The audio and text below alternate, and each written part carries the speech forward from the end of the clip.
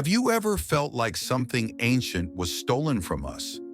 Something that once united every heart, every voice, every soul?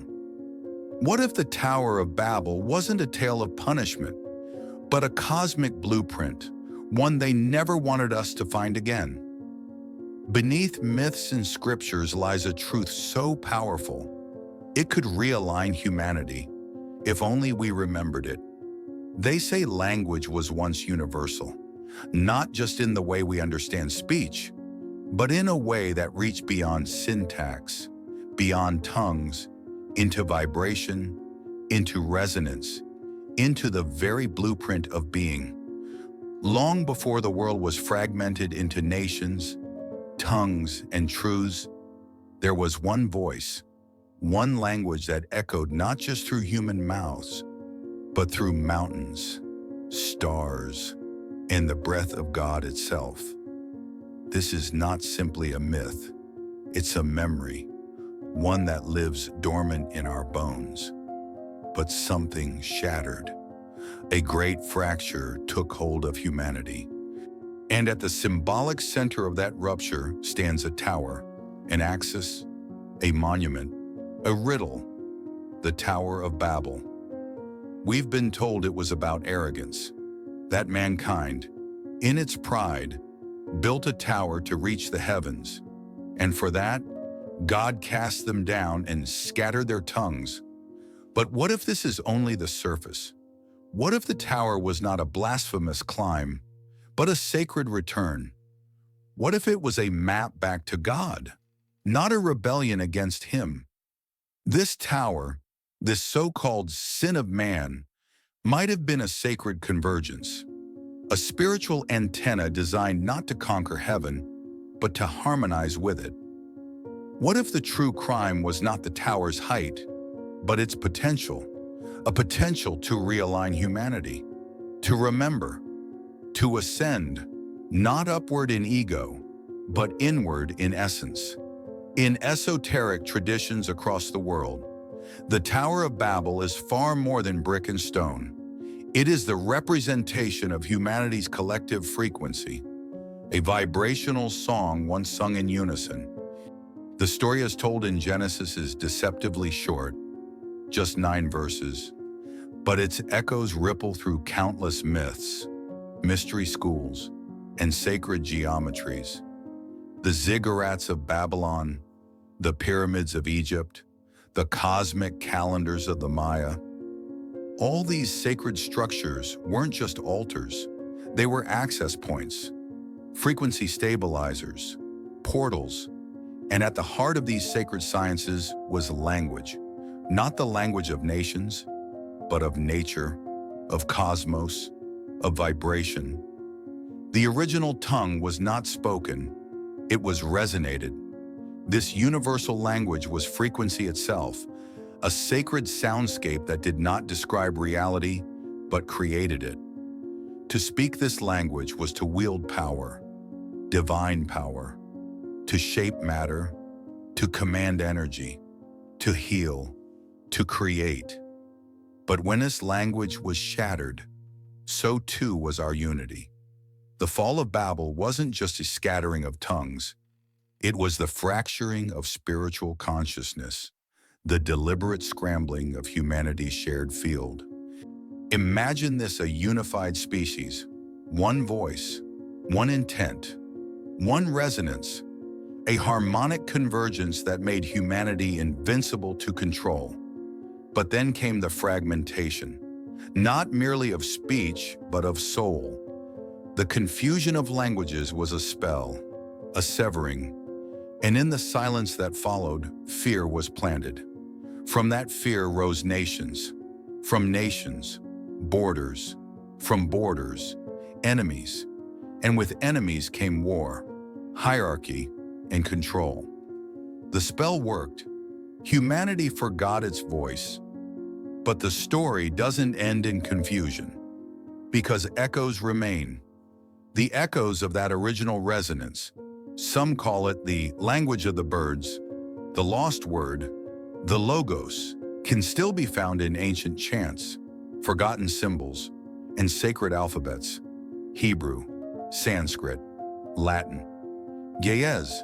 These were not just tools of speech, but blueprints of vibration, keys to unlock the gates of perception. In the mystery schools, initiates weren't just taught ideas, they were taught sounds, frequencies, breath. Because the breath itself is divine. The Hebrew word ruach means both spirit and breath. The Sanskrit prana carries the same dual meaning. Even the unspeakable name of God, YW, when breathed correctly, mimics inhalation and exhalation. The original language wasn't lost. It was hidden in the breath. This brings us to the tower itself, not as a building, but as a mirror of the human soul. In esoteric numerology, the Tower of Babel is said to have had 7 levels, reflecting the 7 chakras, the 7 seals, the 7 heavens. Each level, an initiation, each step, a vibrational ascent. Could it be that the tower was not meant to be scaled outwardly, but inwardly? That the true ascent is within? This is the high point, the moment of revelation. The tower did not fall, we did. The structure still exists, not in stone, but in our DNA, in our energy field, in the hidden architecture of the soul. When the tower was destroyed, it was not reduced to rubble. It was sealed, cloaked in metaphor, guarded by forgetfulness. And yet every sacred tradition across the globe whispers the same invitation: awaken, return, not to babble the place, but to babble the blueprint, to rise once more, not in defiance of heaven, but in harmony with it. That is the key. The tower was never a rebellion. It was a remembrance that unity is not a threat to God. It is the essence of God. So why did it fall? Because unity threatens the systems that feed on division. Because resonance cannot be ruled. Because the moment humanity remembers its oneness, every false structure of control crumbles. That is why the languages were scattered, not to punish, but to confuse, to silence, to delay. But the delay is over. We are remembering. In the age of noise, there is a rising hunger for silence. In the age of division, there is a rising thirst for resonance. Through sacred breath, through intentional speech, through sound healing, through geometry, through meditation, we begin to rebuild. Not the tower of pride, but the tower of presence. And that brings us to the final truth. The Tower of Babel was not destroyed. It was encoded, its story scattered like seeds across scripture, myth, and memory, awaiting a generation ready to remember. And maybe that generation is us, in the soft hum of a chant, in the sacred stillness of breath, in the geometric whispers of a forgotten pattern. We are finding the tower again. But this time, we are not building upward. We are awakening inward. So what is the forbidden truth behind the Tower of Babel? That it was never about a building. It was about being. It was not about rising to the gods, but remembering we are of them. And now, thousands of years later, we return to the base of the tower, not with bricks, but with questions, not with ambition, but with awareness. The choice lies before us: to keep scattering, or to begin resonating, to keep dividing, or to unify, breath by breath, word by word, frequency by frequency. This is the map. This is the moment. Will you rise? If this message stirred something in your soul, you are not alone. Like this video, share it with another seeker, and subscribe for more insights from the Secret Library. This is not the end. It's the first step, upward, inward, home. Let's dive deeper into the forgotten science of vibration, the sacred sound that shaped worlds. Across the globe, from the Navajo to the Tibetans, from African griots to ancient Chinese shamans, sound was never entertainment. It was alignment. It was medicine. It was memory. In Tibetan Buddhism, monks chant not just to honor the divine, but to embody it. The vibration of their voices is said to align the energy centers, dissolve illusion, and restore balance. They chant into the bones of the mountains, into the silence of the valleys, and the land remembers. In the Vedic tradition, each syllable of Sanskrit is a force, not a word, but a waveform, a Biya mantra. Just one syllable can shift your nervous system. It's not belief, it's physics. In Egypt, priests whispered in resonance chambers deep within the pyramids. They used harmonic frequencies to awaken spiritual sight. The hieroglyphs themselves are not just art, they are sound in visual form. The same applies to sacred geometry, the flower of life, the Metatron's cube, the Shri Yantra. These are not just beautiful patterns. They are harmonic snapshots of universal truths. They speak to the soul without a single word. When we meditate on them, we're not just gazing, we're remembering. Because we are not just physical beings, we are vibration, frequency, resonance. And when we fall out of tune, we forget who we are. But when we retune through breath, sound, symbol, intention, we reclaim our voice. And here lies the miracle hidden in the myth of Babel. Our fall was not the end. It was the beginning of a search for the lost chord, the forgotten name, the buried tower within.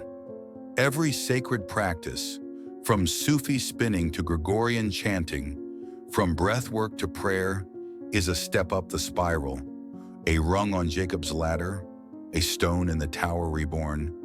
And every time you speak with truth, breathe with intention, or sing from your soul, you place another brick. The tower is rising again, but this time, not of mortar and pride. This time it is made of remembrance and resonance. Let's now confront the shadow, because where there is light, there is also suppression. If the Tower of Babel was a gateway to divine unity, who sealed it shut?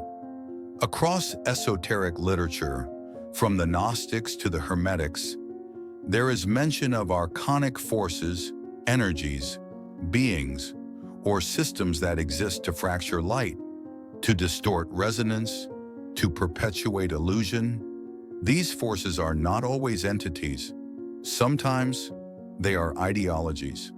Sometimes they are languages designed not to express, but to confine. The Latin root of spell is spelling. Language is a spell. The words we use shape the worlds we live in. And this is no accident. The more fragmented our language becomes, the more fragmented our thinking becomes. We speak in shortcuts, we type in acronyms, we tweet in outrage, we scroll in silence. We've traded resonance for reaction, and as a result, we drift further from the unified field.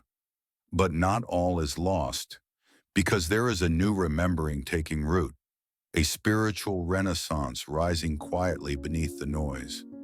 All around the world, people are rediscovering ancient tones, sacred alphabets, harmonic breath. We chant Om. We draw mandalas. We learn the old scripts, not as historians, but as initiates. We gather in circles, not just to talk, but to vibrate in coherence. We return to the root, and in doing so, we reclaim our tower. You see, the path back is not linear, it's spiral. Every sacred practice, every breath, every sound every sacred word spoken with intention is a step closer to the source, to the gate, to the tower. And maybe, just maybe, that tower never truly fell. Maybe it folded into us. Maybe its blueprint was encoded in our spine, our breath, our bones. So the real forbidden truth? It's not that we were punished, it's that we were paused, until we were ready to rise not as builders of empire, but as vessels of unity. And now, we are ready. Let us now speak of memory, not the memory of the mind, but the memory of the soul. There is a reason ancient myths echo across continents. There is a reason why cultures separated by oceans tell the same story. Of a time when humanity was one, when language was sacred, when sound could heal and light could speak. This is not coincidence. It is coherence. These are not just stories. They are soul memories, encoded into our collective unconscious. The Greeks called it the Age of Chronos. The Hindus remember it as Satya Yuga. The Hopi call it the First World. The Norse sang of Ginnungagap. The Maori speak of Tekore. All point to a time of wholeness, before the fall, before the split, before Babel. And here's what the mystery schools have always known. That time is not a line. It's a loop. What was lost can be found. What was broken can be retuned. The resonance that once united us still sings. It sings through dreams, through synchronicities, through music that moves us, through prayers that silence us, through moments of awe that make us forget our names. These are not distractions. They are directions. They are echoes of the tower. The spiral is turning. The gates are humming. And if we listen, truly listen, not with our ears but with our spirit, we will hear the call, return, rebuild, remember. And now, the question emerges, not as a whisper, but as a trumpet. What now? We've remembered the fall. We've uncovered the fracture. We've traced the ruins of the tower, not in desert dust, but in the silent ache of the soul. But remembrance is only the beginning. The next step is integration. We cannot restore what was lost by building outward. We must build inward. So how do we rebuild the Tower of Babel? Not in stone, but in spirit, through the breath, through the word, through sacred intention. Start with the breath, not just the inhale and exhale, but the conscious breath, the breath that says, I am. Then speak, not just to communicate, but to harmonize. Let your words be spells of healing, truth, and alignment. Speak in resonance. Sing if you must. Hum if you must. Silence, too, can be sacred speech. Then, sit with symbol. Meditate on sacred forms, spirals, yantras, geometries ancient and precise. Let them awaken the old memories. Let them whisper through the spaces between your thoughts. And finally, live the language. Let your actions be aligned with the divine syllable within. The world does not need another tower of ego. It needs towers of presence, each soul a pillar, each breath a chant, each moment a return. The more we resonate, the more we remember. The more we remember, the more we rise. And that is a secret. The tower was never out there. It was always within, waiting, not to be built, but to be awakened. And you are the key. If you've followed this far, then you are no longer just a listener. You are a builder. You are remembering, and you are not alone. Around the world, others are awakening, not to doctrine, but to vibration. Not to dogma, but to resonance. They gather in meditation halls and forest clearings, in temples and bedrooms, in silence and in sound. Some speak ancient tongues, some hum unknown tones, some cry without words at all, and in doing so, they build. Each sacred act, each breath of awareness, each word of truth, another stone placed on the invisible tower. Do not underestimate the power of your intention. In a world screaming in confusion, one voice of clarity can shift the field. In a world addicted to noise, one moment of true silence can open a gate. You are not waiting for the tower.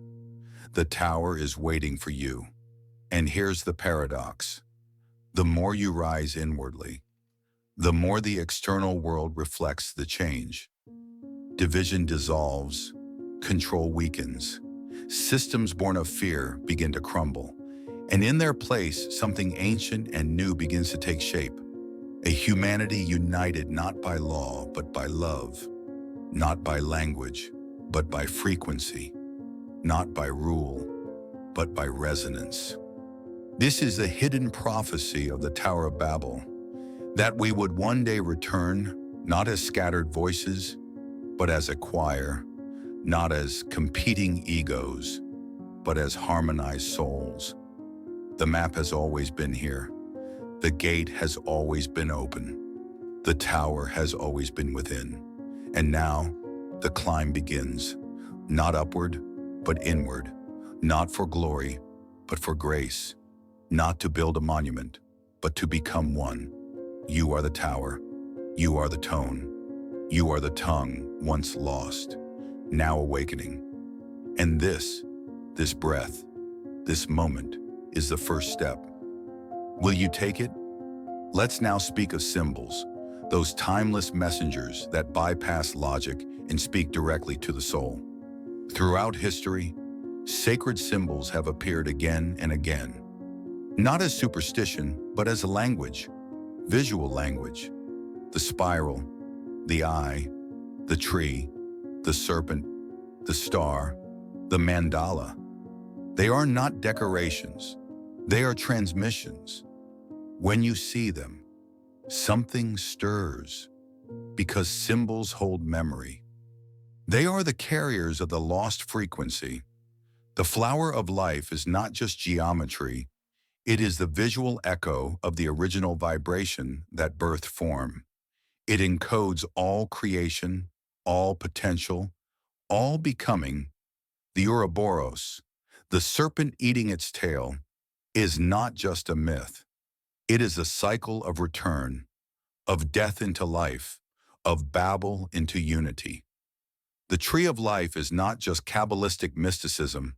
It is your own energetic structure, your own tower in vertical expression.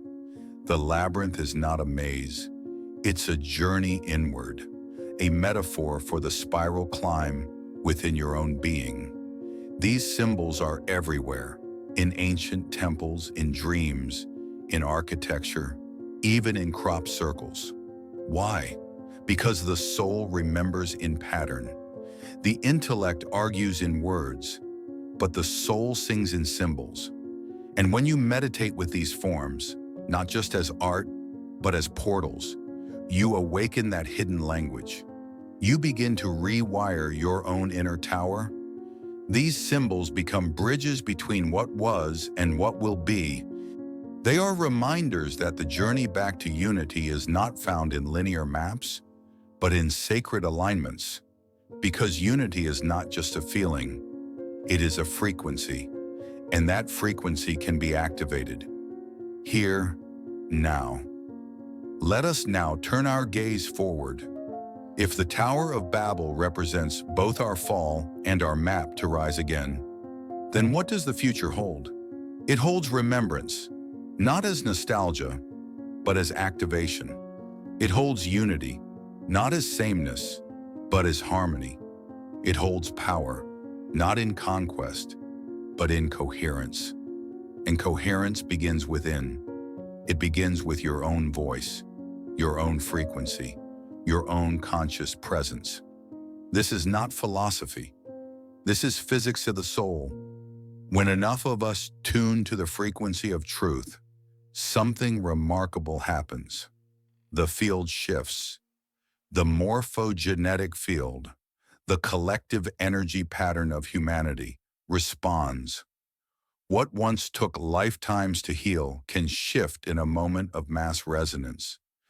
We've seen it in flashes, spontaneous awakenings, quantum leaps, spiritual movements rising like wildfires across the earth.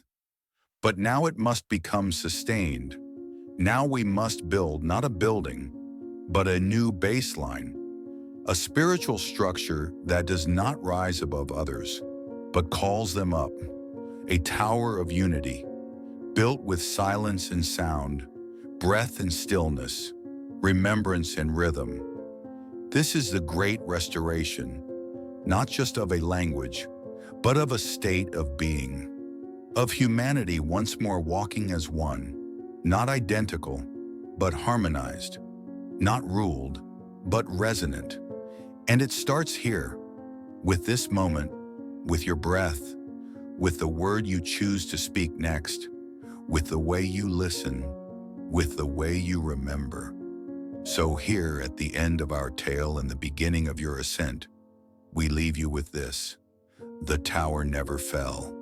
It became you. And every breath is a brick. Every truth is a step. Every resonance is a return. Welcome home, builder. The climb awaits. Perhaps you're wondering, what can I do now? How do I live this remembrance? How do I carry the tower within me? You begin small. Step into silence each day, even if just for 5 minutes. Listen, not with ears, but with essence. Sing, hum, chant, not to perform, but to align. Breathe consciously, slowly, deeply. Let your breath be a prayer. Write your truth. Speak your truth. But speak it not to divide, but to harmonize. Meditate on sacred symbols. Draw them. Trace them. Let your hands remember what your tongue forgot. Study the old languages, not as scholars, but as seekers. Feel the weight of each syllable. Let the vowels vibrate your bones. Read the ancient texts, not literally, but vibrationally. The Bible, the Vedas, the Emerald Tablet, the Tao Te Ching. See them as maps, not manuals. Gather in circle. Speak from soul. Listen from stillness. Bless your water. Charge it with intention. Drink it with reverence. Touch the earth. Walk barefoot. Sing into the wind. These are not rituals of the past. They are technologies of the soul. And slowly, the tower will rise within you.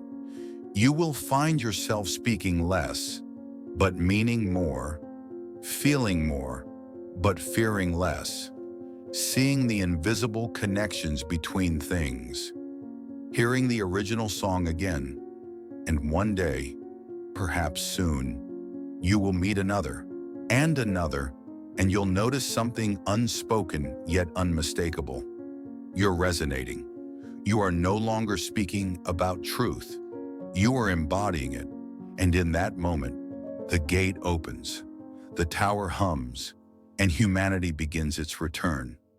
So take your time, or take your place. But know this, the Tower of Babel was never a warning. It was a prophecy, and you are its fulfillment. Welcome to the resonance. Welcome to the remembrance. Welcome home. Let's go one step further, beyond myth, beyond memory, into embodiment. What does it mean to be a tower of resonance in a world of noise? It means being still when others shout. It means listening deeply when others rush to speak. It means grounding truth, not forcing it. It means vibrating so steadily with authenticity that your presence alone restores harmony in those around you. You don't need a pulpit. You don't need a temple. You are the sacred space. The body is the instrument. The soul is the symphony. The universe is the song, and the Tower of Babel, it was the tuning fork, the sacred structure designed to bring us back into key. We've been out of tune for a long time, but here's the beauty of vibration. It only takes one steady tone to bring a chaotic field into order. That tone can be you, not through perfection, but through presence. Start small. Let your home be the temple. Let your voice be the bell. Let your rituals be real, not rigid. Let your life be the prayer. And in time, you will see. Others will begin to resonate with you. A child will feel safer in your arms. A friend will feel clearer after your silence. A stranger will feel seen in your gaze. And the field will shift. This is the work. This is the return. This is the real meaning of Babel, not just that we fell into confusion, but that we are destined to rise in harmony. In music, there is a moment when every instrument finds the key. That moment is not loud, it is perfect. That is what we're tuning for. And when we do, when we hit that note together, something ancient will return. The original song, the universal language, the sacred tongue, not one made of word wine, but of wonder, not one spoken, but felt. And in that moment, the tower will rise, not in stone, but in spirit, and you will realize it was never lost. It was always here, waiting for you. So now, as this journey nears its close, ask yourself, what is your frequency? What note do you hold in the song of the cosmos? What tower is rising within you? Quietly, steadily, sacredly? You do not need to remember everything. You only need to feel the truth that never left. You are not broken. You are scattered and ready to return. You are not separate. You are singing in 1,000 languages, waiting to harmonize. You are not late. You arrived precisely when the tower was ready to rise again. So breathe, speak, bless, live. Let your life be a resonance chamber. Let your presence be a gateway. Let your soul remember the shape of wholeness. The Tower of Babel was not an end. It was a beginning waiting for you. The divine architecture is here. The breath is the key. The intention is the mortar. The soul is the blueprint. And the time is now. When you speak from the heart, you are rebuilding. When you honor the silence, you are tuning the field. When you forgive, when you listen, when you bless, you climb, you rise, and so does the world. Because the forbidden truth was never about reaching God. It was about remembering we were never apart. So rise, beloved one. Rise as the tower, rise as the song, rise as the resonance restored, and let your very life become the sacred bridge between what was and what can be. This is the Secret Library. Thank you for walking the spiral back to the source. Share this with a soul who's ready to rise. Together, we remember. Together, we rebuild. Together, we sing. The Tower of Babel was only the beginning.